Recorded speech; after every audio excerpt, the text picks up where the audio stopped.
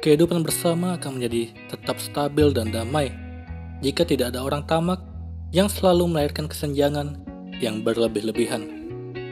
Oleh karena itu, para pengamat sosial tatkala melihat ada persoalan yang terjadi di tengah masyarakat, mereka segera mengatakan bahwa sebabnya adalah kesenjangan. Kesenjangan akan melahirkan penyakit hati seperti dengki, iri hati, hasut, kesombongan, dan sebagainya. Akan tetapi manusia juga selalu memiliki keinginan untuk meraih kelebihan dibanding yang lain. Siapa saja ingin menjadi lebih kaya, lebih pintar, lebih berpengaruh, lebih berkuasa, lebih terkenal, dan seterusnya. Sekalipun kesamaan dan kebersamaan adalah dipandang baik dan mulia, tetapi nilai mulia tersebut pada kenyataannya tidak selalu diperjuangkan. Hal itu disebabkan setiap orang menginginkan hal yang berbeda dan melebihi dari yang lain. Keinginan untuk berbeda dan berlebih ini kadang terlalu berlebihan dan di luar batas. Keadaan yang demikian disebut dengan tamak atau rakus. Mengejar kekayaan hingga berlebih-lebihan dan tidak memperhatikan orang lain yang juga membutuhkannya akan mengganggu kehidupan bersama. Seseorang sekalipun hartanya sudah sangat berlebih tidak pernah berhenti mencarinya. Keinginannya menumpuk harta tidak terbatas. Itulah yang disebut dengan tamak.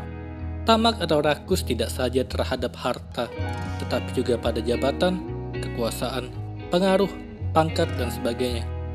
Orang yang memiliki sifat tamak ketika diberi atau memperoleh apa dan berapa saja tidak pernah merasakan cukup.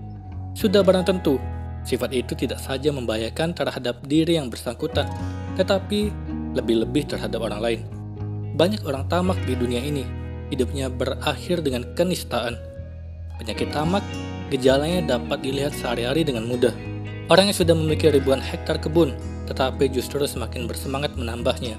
Tabungannya sudah tidak terhitung, tetapi masih kurang. Oleh karena melihat ada orang lain yang memiliki lebih. Sudah sekian lama seseorang berkuasa, tetapi masih saja berebut dan mencari jabatan yang lebih tinggi lagi. Mereka tidak sadar bahwa kebutuhan, umur, dan bahkan hidup itu sendiri sebenarnya adalah terbatas. Berbagai persoalan yang muncul pada akhir-akhir ini seperti terjadinya konflik, permusuhan, intoleran, curiga-mencurigai, saling mengkriminalkan, kesenjangan, dan lain-lain adalah bersumber dari adanya orang-orang tamak secara leluasa berusaha memenuhi keinginannya. Oleh karena itu, cara menyelesaikannya adalah dengan mengendalikan orang tamak yang dimaksud. Pemerintah melalui undang-undang, peraturan, atau lainnya seharusnya tampil dengan tegas untuk membatasi atau mengendalikannya. Manakala orang tamak menjadi liar, bebas melakukan apa saja tanpa ada kendali, maka akibatnya akan mengganggu harmoni kehidupan bersama. Orang tamak bagaikan binatang buas yang memangsa apa saja. Oleh karena itu, bagaikan binatang buas pula, mereka seharusnya dijinakkan. Keberadaan mereka harus diarahkan dan dikendalikan agar tidak mengganggu orang lain. Kedamaian hanya akan terjadi jika orang tamak dibatasi, sehingga mereka tidak secara leluasa mengembangkan ketamakannya. Apakah manusia pada dasarnya serakah? Tak ada orang yang ingin dilabeli sebagai sosok yang serakah, sebab kata ini berkonotasi yang kurang baik. Namun tetap saja, kamu akan menemukan orang semacam ini di sekitar kamu. Mengapa hal itu bisa terjadi? Apakah serakah adalah sifat dasar manusia? Dilansir dari Psychology Today, Tania Luna mengatakan bahwa serakah bukan sifat dasar manusia. Kemungkinan manusia telah berevolusi dengan tingkat keserakahan sebagai mekanisme untuk bertahan hidup. Peneliti David Rand, Joshua Greens, dan Martin Nowak membuat penelitian terkait hal ini. Mereka meminta peserta memainkan serangkaian permainan ekonomi yang membuatnya mudah untuk melacak perilaku rakus versus kooperatif. Mereka menemukan fakta bahwa ketika orang disuruh membuat keputusan cepat, dorongan pertama mereka adalah bersifat kooperatif. Hanya setelah mereka diminta untuk berhenti dan mencerminkan bahwa mereka lebih cenderung untuk bertindak demi kepentingan terbaik mereka sendiri. Kamu juga bisa melihat sifat kooperatif pada anak-anak dalam sebuah penelitian terhadap anak-anak usia 4 hingga 6 tahun. Erin Spart, Megan Skinnell, dan Chris Moore menemukan fakta bahwa anak-anak memiliki kecenderungan terhadap kedermawanan dan dorongan hati yang murah hati ini, misalnya ketika mereka berkeinginan untuk membagikan stiker, semakin meningkat ketika mereka bahkan merasakan sedikit rasa keanggotaan dalam kelompok atau berbagi minat dengan anak-anak lain. Penelitian ini juga secara konsisten mengungkapkan bahwa tindakan murah hati dan membantu orang lain sangatlah terasa menyenangkan. Dalam psikologi, fenomena ini telah diberi julukan helper's high. Jadi, harusnya manusia tidak bisa terlalu serakah. Bila kamu melihat orang semacam ini, kemungkinan dia hanya mengikuti panggilannya untuk bertahan hidup. Kalau kamu sudah punya smartphone, lalu ada yang menghadiahkan sebuah smartphone, apakah kamu akan menerimanya dengan senang hati? Ataukah kamu menolak dan menyarankan agar diserahkan untuk orang lain yang lebih membutuhkan?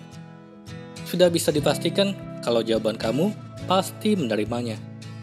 Bahkan kalau bisa akan meminta tambahan.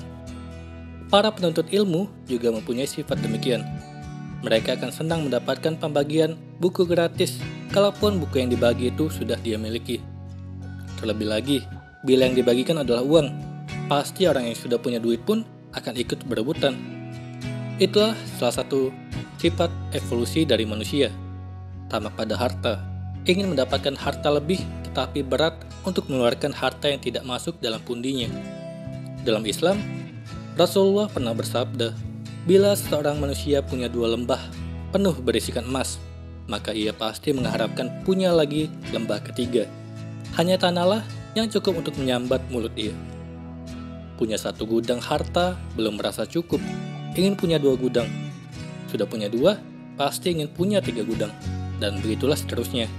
Karena ia merasa memiliki gudang pertama, maka ia merasa pasti akan berhasil memperoleh gudang berikutnya. Hanya kematianlah yang akan menghentikan keinginannya, yaitu ketika tanah sudah memenuhi mulut dan perutnya. Kalau rasa tamak manusia dibiarkan berkembang, maka pasti tidak ada habisnya. Walaupun kapasitas atau kemampuan dirinya tidak akan sanggup menampung semua rasa tamaknya. Inilah yang diingatkan oleh Rasulullah dalam Islam, yaitu pintar-pintar menimbang antara ambisi, rasa tamak, dengan kemampuan atau kapasitas diri. Manusia selalu akan berharap dan meminta harta, namun tidak ada yang bisa dimiliki dari harta tersebut, kecuali harta yang sudah habis dimakannya, pakaian yang dipakainya sampai kumal, dan harta yang disedekahkannya, dan sedekah itulah harta yang akan kekal sebagai pahalanya di akhirat. Sebanyak apapun makanan yang mampu kita beli, hanya beberapa suap yang mampu kita telan. Sebanyak apapun pakaian kita di lemari, hanya sepasang yang bisa kita kenakan.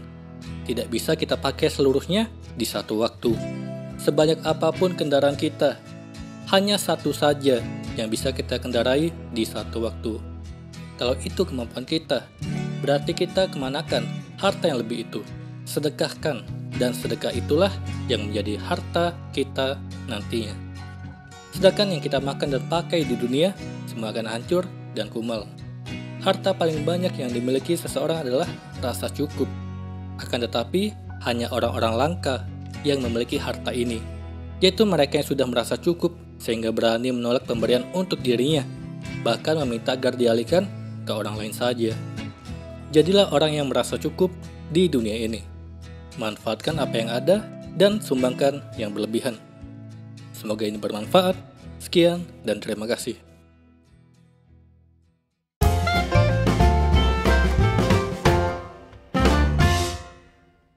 Halo semuanya, terima kasih telah menonton video ini sampai akhir.